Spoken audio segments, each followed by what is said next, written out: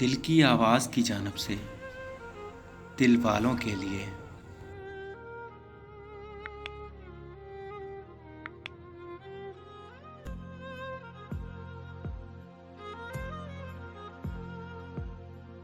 بے حس نہ تھے کہ اتنے خساروں پہ ناچتے، بے حس نہ تھے کہ اتنے خساروں پہ ناچتے، کب تک ہوائے غم کے اشاروں پہ ناچتے۔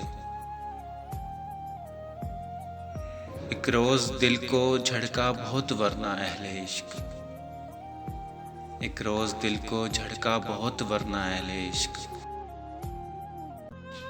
درویش بن کے ہم بھی مزاروں پہ ناچتے۔ یہ رقص اندمال کی تھی شرط کی قبول، یہ رقص اندمال کی تھی شرط کی قبول، لازم تھا خاردار ستاروں پہ ناچتے۔ چپ چاپ روئے اور پھر ایک سمت چل پڑے،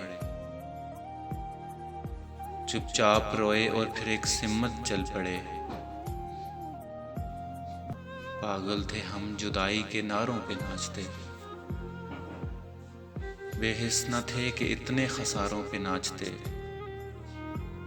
کب تک ہوائے غم کے اشاروں پہ ناچتے، کب تک ہوائے غم کے اشاروں پہ ناچتے۔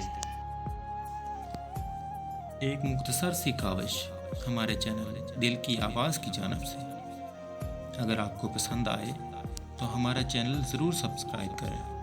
شکریہ۔